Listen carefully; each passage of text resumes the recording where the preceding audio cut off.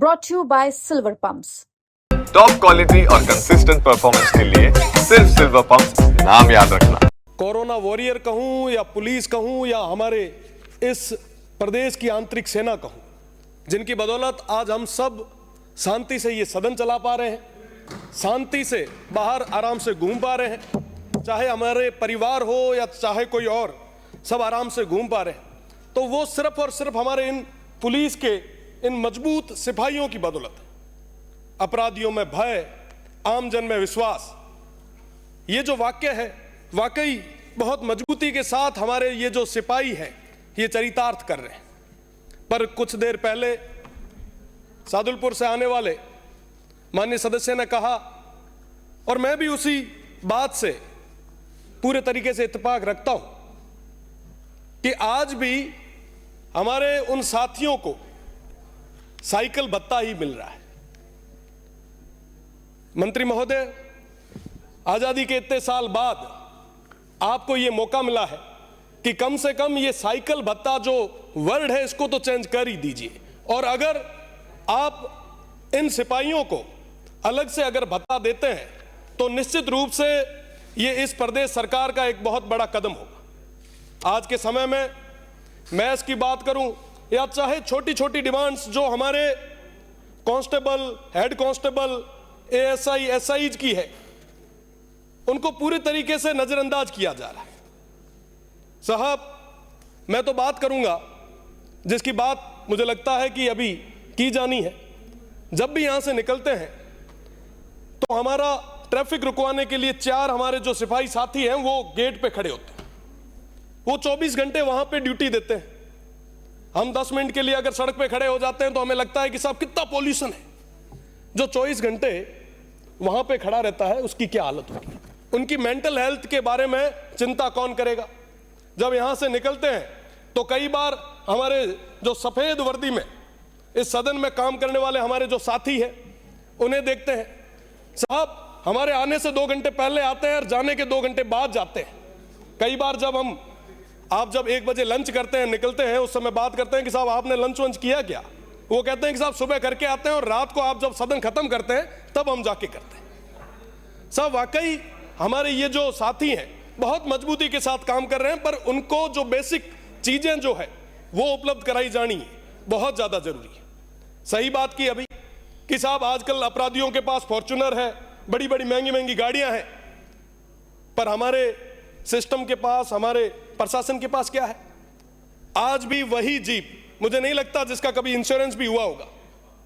कई बार साथी कहते हैं कि साहब हमारी इन जीपों का इंश्योरेंस भी नहीं है, अगर ये खराब हो जाती तो हमें अपने तरीके से सही कराना पड़ता है। ये हालत है हमारी। फिर भी ये लोग पूरी मेहनत के साथ, पूरी ईमानदारी के साथ काम कर रहे हैं।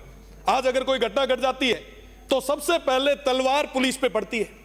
साहब, ये पुलिस वालों ने सही काम नहीं किया। कोई चोरी हो गई, साहब एसएचओ को उड़ा दो। सबसे कमजोर कड़ी हमेशा पुलिस को माना गया। कई सारे उपनाम हमारे इस सिस्टम ने, इस सोसाइटी ने दे दिए।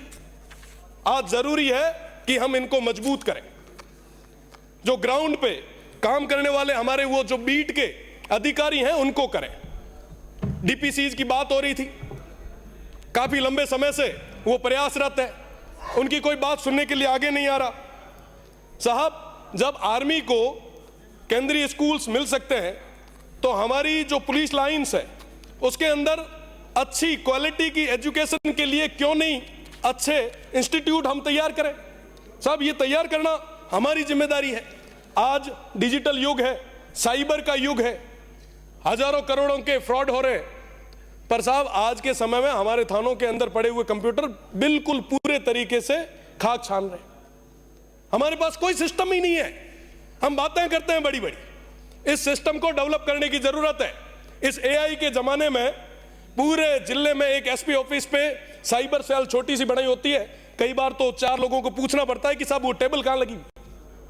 ये स्थिति आज के समय में हो रखी। मेरा निवेदन है आपसे कि कम से कम ऐसी जो अपग्रेडेड सेल्स है उनको और ज्यादा मजबूत करने की जरूरत है। साथ ही साथ जो हथियारों की बात हुई, अभी चर्चा चल ही रही थी, क्योंकि मैं बाड़मेर, जैसलमेर और बालोतरा उस क्षेत्र से आता हूं, पश्चिमी राजस्थान से आता हूं। जहां पे धीरे धीरे जो नया काम हो रहा है उसके साथ साथ कई सारी और चीजें भी बढ़ रही है, क्राइम भी बढ़ रहा है। तो आज के समय में जो अपराधियों के पास लेटेस्ट वेपन आ गए हैं, पर हमारे पुलिस के उन जवानों के पास अभी तक वो लेटेस्ट वेपन नहीं मिल पाए। बिल्कुल, मेरा निवेदन है कि साथ ही साथ पुलिस के साथ और एक बड़ी चीज, अब हम होली मनाने जाएंगे, पर हमारे ये पुलिस के भाई हम सभी की सुरक्षा के लिए लगे रहेंगे।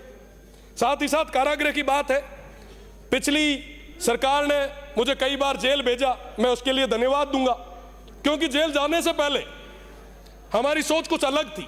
हमें लगता था कि साहब सारे अंदर कैदी हैं, वो पता नहीं कैसे होंगे, उनके 2 सींग होते होंगे, वाकई वो बहुत बड़ा अपराध करके आए होंगे। जब जेल में गए, वहां के हालात देखे, प्रदर्शन करते हुए गए थे। आज भी विरोध कहीं ना कहीं करना पड़ता है तो मजबूती से करते हैं। अगर वर्तमान सरकार भी कहे कि जेल जाना है तो जाके भी आएंगे। मैं निवेदन करना चाहूंगा कि वर्तमान के अंदर जितने भी जो अपराधी हैं, आप उन्हें अपराधी कहो कैदी कहो, बहुत 80 से 90% लोग ऐसे हैं जिन्होंने बिना किसी इंटेंशन से एक्सीडेंटल कोई एक्ट हो गया, और उनमें से भी 50 से 60% जो है वो 18 से 30 साल की उम्र के हैं। मुझे लगता है कि जो सुधर सकता है, जो मुख्य धारा में आ सकता है, उसे हम जेल में भेजकर और बड़ा कुख्यात अपराधी बनाकर बाहर निकाल रहे हैं। जेलों के अंदर और जेलों के ऊपर काम करने की जरूरत है। यहाँ पे माननीय 200 सदस्य विराजे हैं। मेरा तो निवेदन है कि अपने अपने जिलों की जेलों को एक बार आप करीब से देख कर आए, आप वहां जाके देख के आए कि वाकई वहां के हाल क्या है, गुर्जर, और जेल के अंदर वो तमाम सुविधाएं दिलाने की जरूरत है। भैया जी एक मिनट, एक विशेष मांग मारी कि कम से कम जो कैदी है उनको वीडियो कॉन्फ्रेंसिंग के जरिए अपने परिवार से बात कराने की सुविधा भी हमारी प्रदेश की सरकार को करवानी चाहिए। कम से कम आदमी फ्रस्ट्रेशन से बाहर निकलेगा।